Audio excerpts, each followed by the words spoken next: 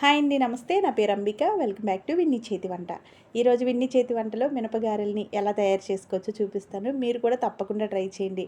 నేను చెప్పినట్లు పప్పును రుబ్బితే అస్సలు నూనె పీల్చకుండా పైన క్రిస్పీగా లోపల సాఫ్ట్గా అయితే వచ్చేస్తాయండి. చాలా సింపుల్. నేను చెప్పే ఈ మెథడ్ ఫాలో అవుతూ మీరు కూడా ఇంట్లో తప్పకుండా ట్రై చేయండి.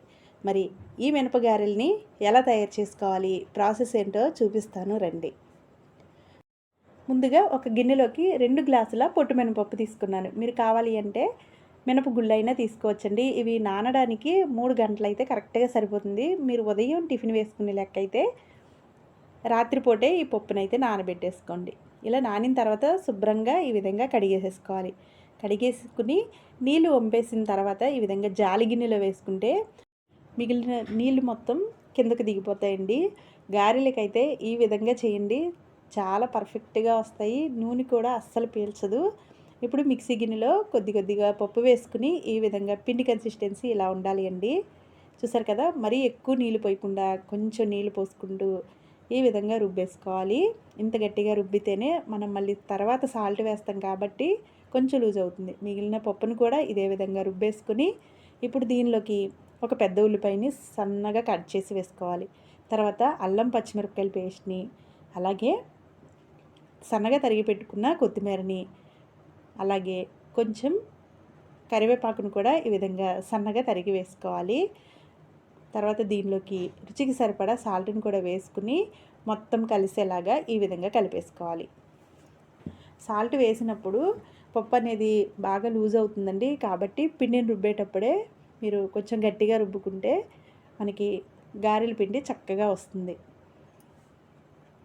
ఈ విధంగా రెడీ అయిన తర్వాత దీన్ని పక్కన పెట్టేసుకుని ఇప్పుడు స్టవ్ మీద ప్యాన్ పెట్టుకుని డీప్ ఫ్రైకి సరిపడా ఆయిల్ వేడి చేసుకోవాలి. ఈ ఆయిల్ వేడయ్యేలోపు ఒక గిన్నెలోకి కొన్ని నీళ్ళు తీసుకోండి. గారెలు వేసేటప్పుడు నీళ్ళు చేతులు తడుపుకోవడానికి ఉంటాయి. ఇప్పుడు మీరు వేసుకునే గారెల సైజుని బట్టి పిండి తీసేసుకుని ఇలా ఒక కవర్ మీద ఈ విధంగా గారెలాగా వేసేసుకుని నూనెలో వేసేసుకోవడమేనండి.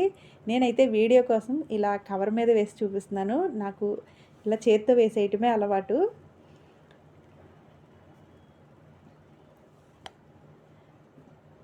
ఇలా వేసేసుకున్న తర్వాత వెంటనే కలపకుండా ఒకవైపు పూర్తిగా బ్రౌన్ కలర్ వచ్చిన తర్వాత మరోవైపుకి తిప్పుకోవాలి. మనకి గారెలు నూనెలో వేగేటప్పుడే అవి బాగా నూనె పీల్చినాయా అస్సలు నూనె పీల్చలేదు అనేది కూడా తెలిసిపోతుంది. చూసారు కదా, గారెలు అయితే అస్సలు నూనె పీల్చలేదండి. పైన క్రిస్పీగా లోపల సాఫ్ట్గా చక్కగా వచ్చాయి. ఇప్పుడు ఈ మొత్తం తీసేసుకున్న తర్వాత మరి ఒక వాయిని కూడా ఇదే విధంగా వేసేసుకుని వీటిని కూడా ఒక గిన్నెలోకి తీసేసుకోవాలి.